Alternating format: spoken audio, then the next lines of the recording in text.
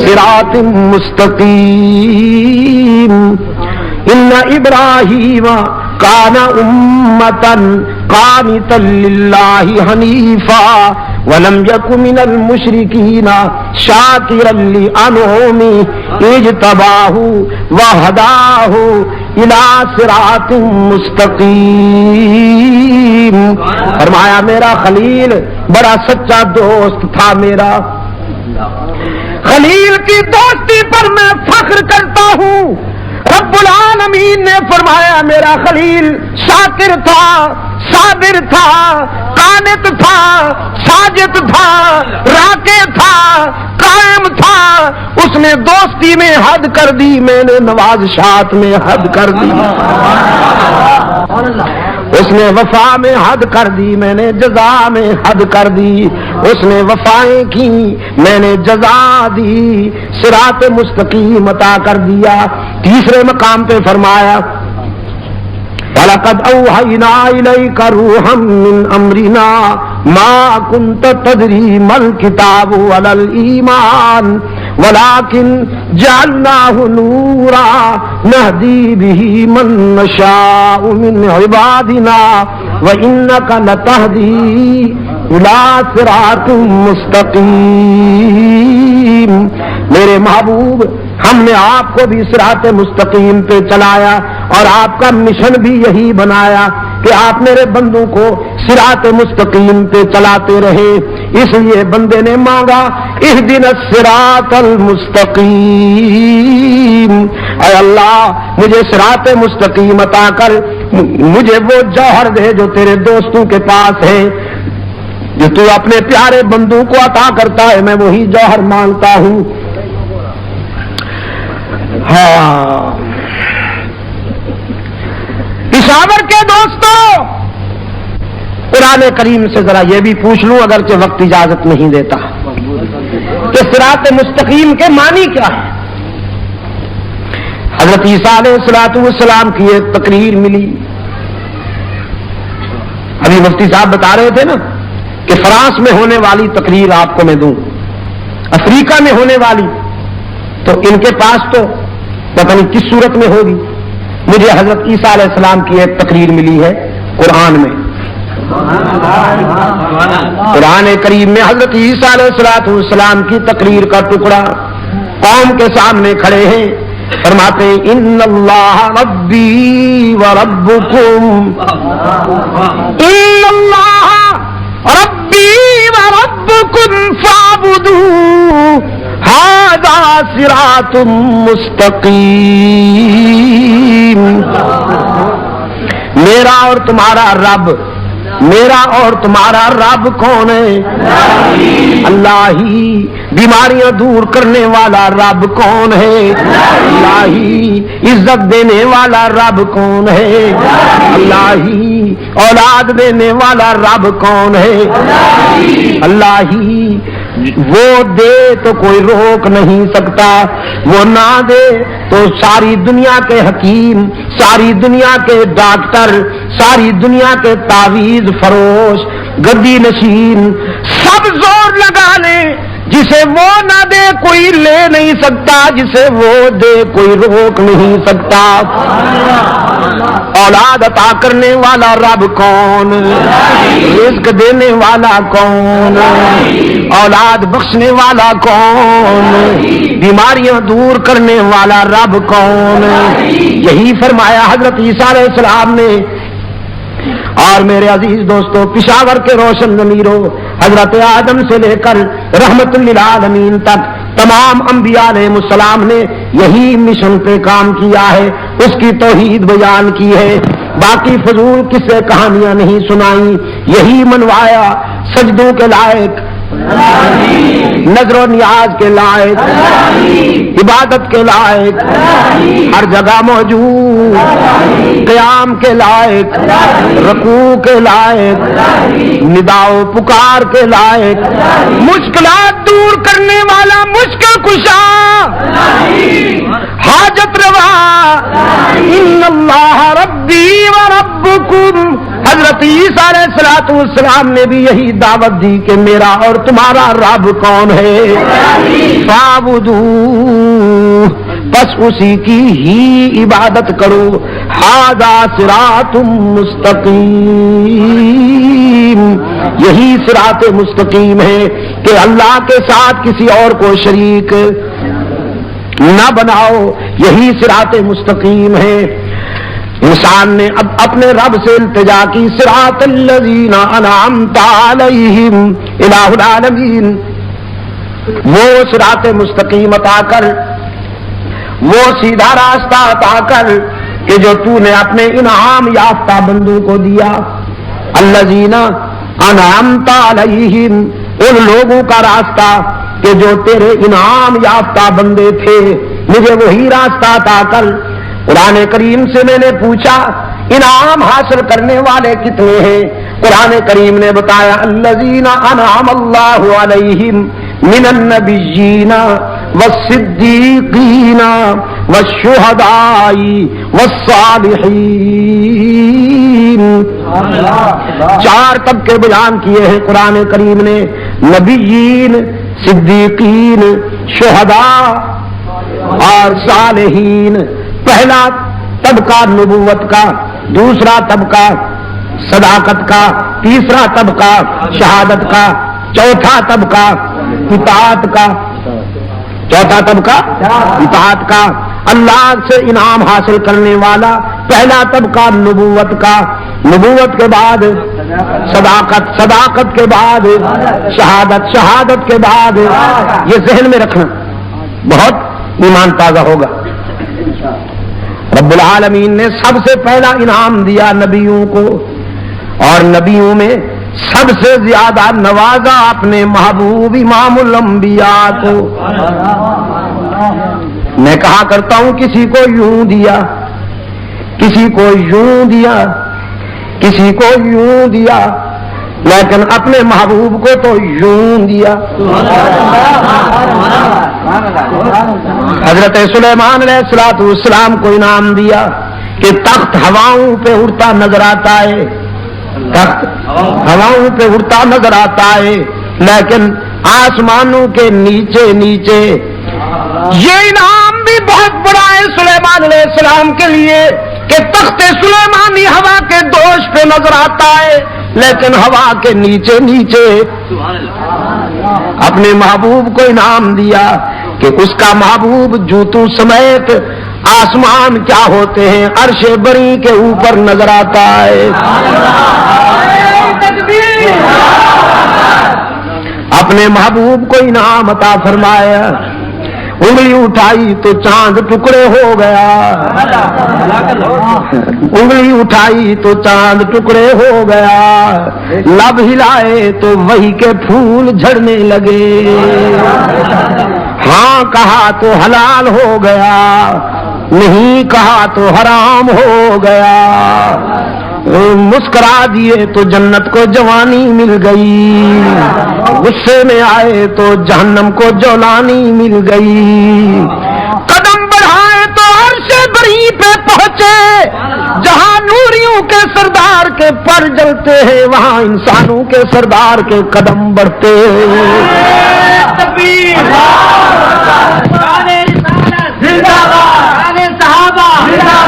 سید عبد المجید شاہ صاحب ندیم حاضر اعلیٰ مجلس تحفظ حقوق السنت، نعرہ تکبیر.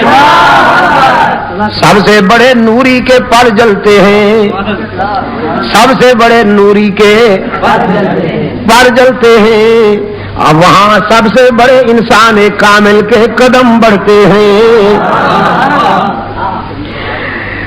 حضرت یوسف علیہ السلام کو اللہ نے یہ انعام عطا کیا کہ انہیں حسن و جمال ایسا بخشا کہ مصر کی نسوانیت حسن یوسفی کو دیکھتی ہے تو حواس کھو بیٹھتی ہے. کچھ کہنا چاہتا ہوں، میرے الفاظ سمجھیں گے آپ تو پھر بات بنے گی. حضرت یوسف کو وہ حسن عطا کیا کہ مصر کی نسوانیت، مصر کی دوشیزگی جب یوسف کو دیکھتی ہے تو حواس کھو بیٹھتی ہے. یوسف کو دیکھنے والیوں نے حواس کھو دیے، لیکن محبوب کو وہ جمال عطا کیا کہ محمد کو دیکھنے والوں نے تو حواس پا لیے۔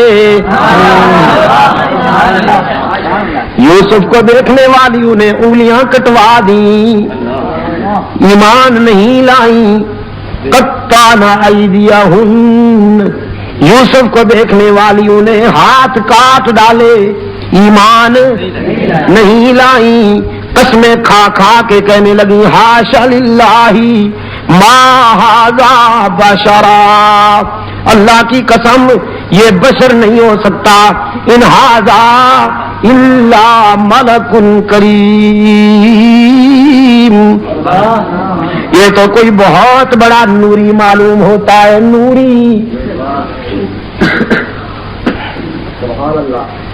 یوسف کو دیکھنے والیوں نے ہاتھ کاٹ ڈالے، ایمان نہیں لائیں، لیکن رحمت للعالمین کے جمال جہاں آرا کو دیکھنے والے پہلے ایمان لائے پھر گلے کٹوا دیے۔ ہاتھ کیا ہوتے ہیں؟ پہلے ایمان لائے پھر گلے کٹوا دیے۔ حضور کے حسن کی مستی جس پر چھا گئی، حضور کے حسن کی مستی جس پہ چھا گئی، بھول بیٹھا سارے جہان کو، بھول بیٹھا سارے جہان کو۔ حضرت ابو ہریرہ والدہ کی مار کھا کے آتے ہیں، روتے ہوئے رحمت للعالمین کی بارگاہ میں حاضر ہوتے ہیں، عرض کرتے ہیں حضور ماں نے مارا ہے۔ رحمت عالم صلی اللہ علیہ وسلم نے فرمایا کوئی گستاخی تو نہیں کی؟ کہنے لگا نہیں حضور گستاخی تو میں نے نہیں کی، اصل میں بات یہ ہے کہ میری والدہ ابھی تک مشرکہ ہے، وہ آپ کی سچائی پر، آپ کی صداقت پر ایمان لانے والوں میں شامل نہیں ہوئی، اور اپنے عقیدہ میں بڑی پختہ ہے، متعصب ہے۔ میں جب آپ کے قدموں سے اٹھ کر گھر پہنچا، میری ماں نے پوچھا کہاں سے آئے ہو؟ میں نے عرض کیا میں وہاں سے آیا ہوں جہاں جبرائیل بھی عاجزی سے حاضر ہوتے ہیں، رحمت للعالمین کے قدموں سے آیا ہوں۔ میری والدہ جوش میں آ گئی، غصہ نے فرمایا پھر تو نے کیا جواب دیا؟ ابو ہریرہ کہتے ہیں عقل و خرد کو چھو نہ سکا وہ تمام عمر، عقل و خرد کو چھو نہ سکا وہ تمام عمر، جادو تیری نگاہ کا جس پر بھی چل گیا۔ میں نے ماں سے کہہ دیا صرف تیرا گھر نہیں ساری دنیا کو چھوڑ دوں گا، لیکن آمنہ کے لال کا دامن نہیں چھوڑوں گا، ساری دنیا کو چھوڑ دوں گا لیکن رحمت للعالمین کے قدموں سے جدا نہیں ہو سکوں گا۔ پھر میری ماں غصے میں آ گئی، اس نے مجھے مارا، گھر سے نکال دیا اور کہنے لگی میرے گھر اس دن آئیے گا جس دن حضور کا در چھوڑنے کا فیصلہ ہو جائے۔ رحمت عالم صلی اللہ علیہ وسلم نے فرمایا پھر یہاں کیوں آیا ہے روتا ہوا؟ یہ تو بیٹے اور ماں کی بات ہے، اس میں ہم کیوں انوالو ہوں، ہم کیوں انٹرفیئر ہوں؟ یہ تو ماں بیٹے کا مسئلہ ہے۔ ابو ہریرہ نے عرض کیا آقا اس لیے حاضر ہوا ہوں کہ دینے والے سے مانگ لیجئے، دینے والے سے مانگ لیجئے، جس نے مجھے ایمان کی روشنی عطا کی وہ میری بوڑھی ماں پہ بھی رحم کر دے۔ والدہ کا ایمان مانگنے کے لیے آیا ہوں اللہ سے۔ رحمت عالم صلی اللہ علیہ وسلم نے ہاتھ اٹھا دیے، اللہم اہدی ام ابی ہریرہ، اللہم اہدی ام ابی ہریرہ۔ الہ العالمین میں التجا کرتا ہوں ابو ہریرہ کی ماں کو ایمان عطا کر۔ ادھر حضور کے ہاتھ اٹھے، ادھر ابو ہریرہ دوڑ گیا، دوڑتا چلا جا رہا ہے۔ لوگوں نے دیکھا ابو ہریرہ جیسا درویش کبھی اونچی آواز سے بولا نہیں، کبھی تیز قدموں سے چلا نہیں، آج دوڑتا جا رہا ہے، پتہ نہیں کیا ہو گیا۔ کسی نے دامن پکڑ کے پوچھا ابو ہریرہ کیا بات ہے؟ دامن جھٹک دیا، دوڑتے دوڑتے کہا مجھے مت روکو، جانے دو، مجھے گھر جا کے دیکھنا چاہتا ہوں پہلے میں پہنچتا ہوں یا میرے آقا کی دعا پہنچتی ہے۔ گھر پہنچا، دروازے پہ دستک دی، اندر بولی والدہ من بالباب، کون ہے میرے دروازے پر؟ ابو ہریرہ نے عرض کیا ماں جی اگر تیرے بوڑھے ہاتھوں میں قوت ہے مارنے کی تو بیٹا پھر حاضر ہو گیا ہے مار کھانے کے لیے، دروازہ کھولو۔ والدہ نے کہا بیٹے کچھ دیر انتظار کرنی ہوگی، انتظار کے بعد دروازہ کھلے گا۔ ابو ہریرہ کہتے ہیں میری والدہ کی آواز کانوں میں پڑی، میرے ضمیر نے فیصلہ دیا کہ رحمت للعالمین کا تیر نشانے پہ لگ چکا ہے۔ آواز میں کفر کی تلخی رخصت تھی، ایمان کی لذت کار فرما تھی۔ تھوڑی دیر کے بعد دروازہ کھلا، فرماتے میں نے غور سے دیکھا والدہ کے چہرے پر ایمان کا سورج طلوع ہو چکا تھا، سفید بالوں سے پانی ٹپک رہا تھا۔ میں نے پوچھا دیر سے دروازہ کھولا؟ کہنے لگی ہاں تیرے آنے سے کچھ دیر پہلے میرے دل پہ چوٹ لگی، میرے ضمیر نے فیصلہ کیا وہ زندگی بھی کیا زندگی ہے جو رحمت للعالمین کے قدموں سے دور گزر رہی ہے، وہ زندگی بھی کیا زندگی ہے جو رحمت للعالمین کے غلامی سے دور گزر رہی ہے۔ تو بیٹا نہائی ہوں، اپنے جسم کو غلاظتوں سے صاف کر بیٹھی ہوں، پانی سے نہا لیا ہے میں نے، اب جلدی سے رحمت عالم کے قدموں میں پہنچا دے تاکہ میرے روح کی کثافتیں تیرا قائد اسلام کے ایمان کے آب حیات سے دھو ڈالے۔ عقل و خرد کو چھو نہ سکا وہ تمام عمر، جادو تیری نگاہ کا جس پر بھی چل گیا، اس نے یوسف کو دیکھنے والیاں تو انگلیاں کٹوا دیتی ہیں، ایمان نہیں لاتی، لیکن اللہ نے اپنے محبوب کو وہ حسن عطا کیا کہ دیکھنے والے پہلے ایمان لاتے ہیں پھر گلے کٹوا دیتے۔ سب سے پہلا انعام ملا محمد عربی صلی اللہ علیہ وسلم کو، اور نبوت کے بعد قرآن نے نمبر دیا ہے صداقت کو، اور نبی کے بعد صداقت کا تاجدار ابو بکر صدیق، انبیاء کے بعد صداقت کا تاجدار کون بھائی؟ صدیق اکبر، جس کو خود حضور نے اس امت کا امام بنایا، جس کو خود حضور نے اپنی حیات طیبہ میں مصلی پر کھڑا کیا، جس نے اپنے قائد کی حیات طیبہ میں اس امت کو 17 نمازیں پڑھائیں، اور جس کی قیادت میں اس امت نے جھوٹے نبیوں کو پیوند ضمی کیا۔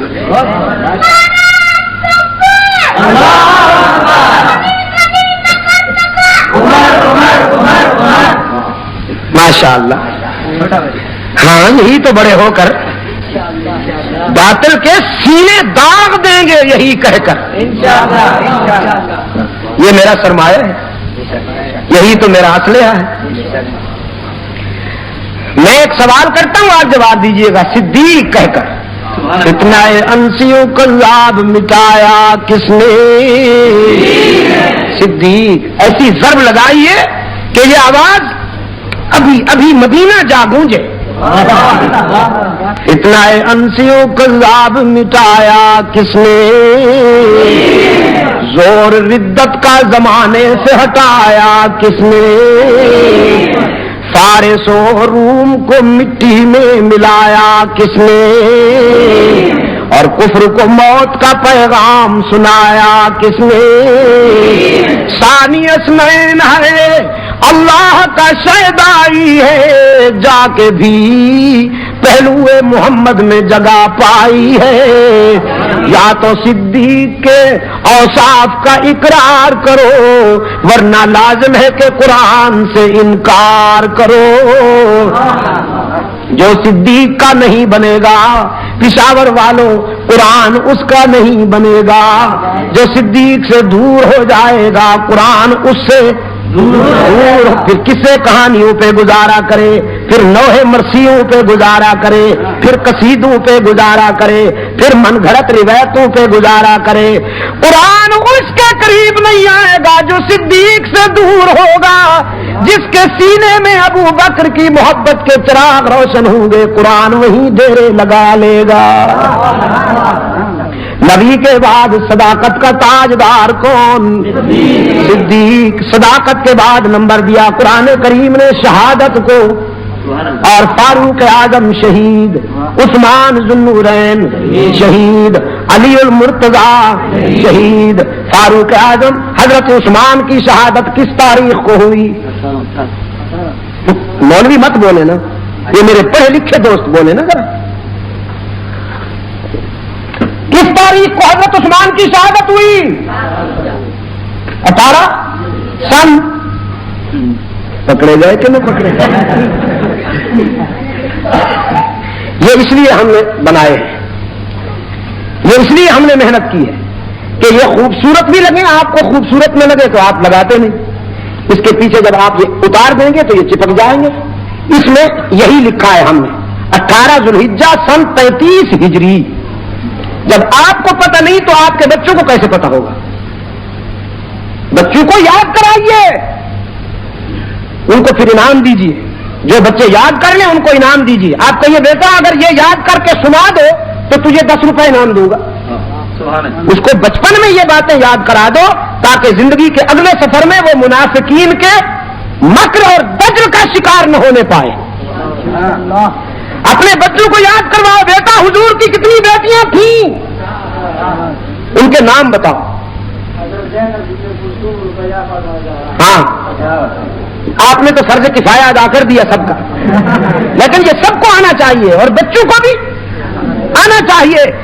نبوت کے بعد صداقت کا تاجدار صدیق اکبر، شہادت کا تاجدار فاروق اعظم، شہادت کا تاجدار عثمان ذوالنورین، شہادت کا تاجدار علی المرتضی، یہ 4 طبقے۔ اس کے بعد ہے اطاعت، ان کے نقش قدم پر چلنے والے خوش نصیب، ان کے نقش قدم پر چلنے والے خوش نصیب۔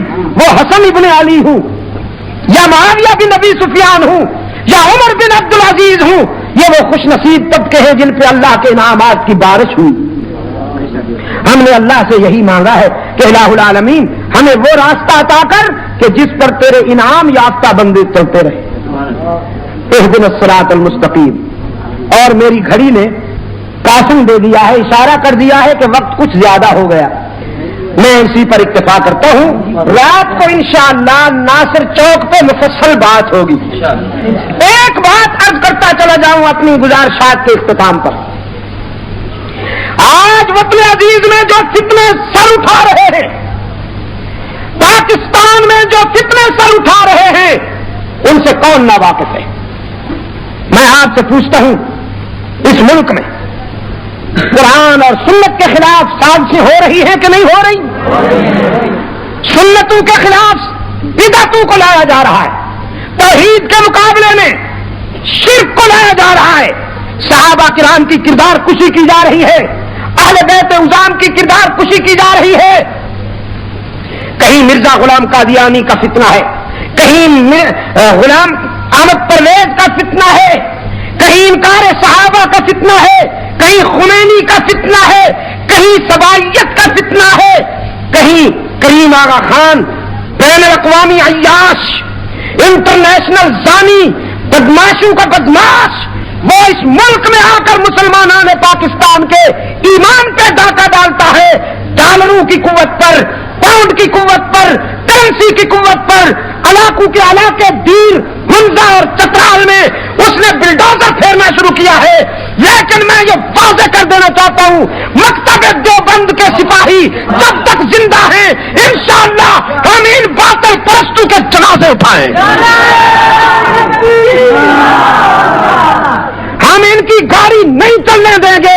ہمیں معلوم ہے کہ ان کو برطانیہ کی سپورٹ ہے، ہم جانتے ہیں انہیں امریکہ کی سپورٹ ہے، تو ہمارا بھی ایمان ہے کہ ان فتنوں کے مقابلے میں جب ہم آواز اٹھائیں گے تو ہمیں محمد کے خدا کی سپورٹ ہوگی۔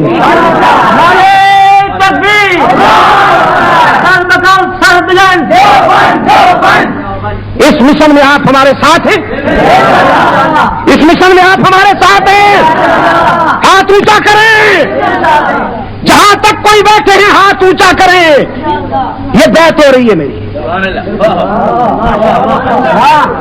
منکرین ختم نبوت کے تعاقب میں تم ہمارے ساتھ ہو، دشمنان صحابہ اہل بیت کے تعاقب میں تم ہمارے ساتھ ہو۔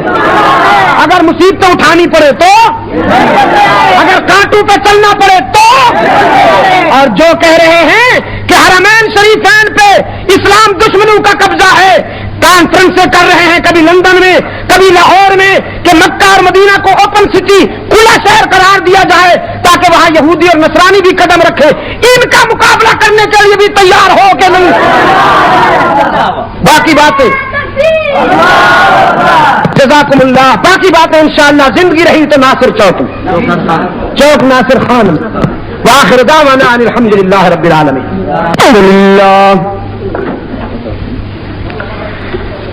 الحمد للہ وحدہ والصلاة والسلام علی من لا نبی بعدہ وعلى آلہ واصحابہ الذین اوفوا عہدہ الذين هم مفاتيح الرحمة ومصابيح الغرر أما بعد فيا أيها الناس وحدوا الله فإن التوحيد رأس الطاعات واتقوا الله فإن التقوى ملاك الحسنات وعليكم بالسنة فإن السنة تهدي إلى الإطاعة ومن اطاع الله ورسوله فقد رشد واهتدى وإياكم والبدع فإن البدعة تهدي إلى المعصية ومن يعص الله ورسوله فقد ضل وغوى وعليكم بالصدق فإن الصدق ينجي والكذب يهلك وعليكم بالإحسان فإن الله يحب المحسنين ولا تقنطوا من رحمة الله فإنه أرحم الراحمين ولا تحبوا الدنيا فتكونوا من الخاسرين ألا وإن نفسا لن تموت حتى تستكمل رزقها فاتقوا الله وأجملوا في الطلب وتوكلوا عليه فإن الله يحب المتوكلين أعوذ بالله من الشيطان الرجيم بسم الله الرحمن الرحيم فقال ربكم ادعوني أستجب لكم إن الذين يستكبرون عن عبادتي سيدخلون جهنم داخرين بارك الله لي ولكم في القرآن العظيم ونفعني وإياكم بالآيات والذكر الحكيم إنه تعالى جواد كريم ملك بر رؤوف رحيم الحمد لله نحمده ونستعينه ونستغفره ونؤمن به ونتوكل عليه ونعوذ بالله من شرور أنفسنا ومن سيئات أعمالنا من يهده الله فلا مضل له ومن يضلل فلا هادي له ونشهد أن لا إله إلا الله وحده لا شريك له ونشهد أن سيدنا ومولانا محمدا عبده ورسوله اللهم صل على محمد وعلى آل محمد بعدد من صلى وصام وصل كذلك على جميع الأنبياء والمرسلين وعلى الملائكة المقربين وعلى عباد الله الصالحين خصوصا على سيد المتقين والأبرار صاحب النبي في الغار والمزار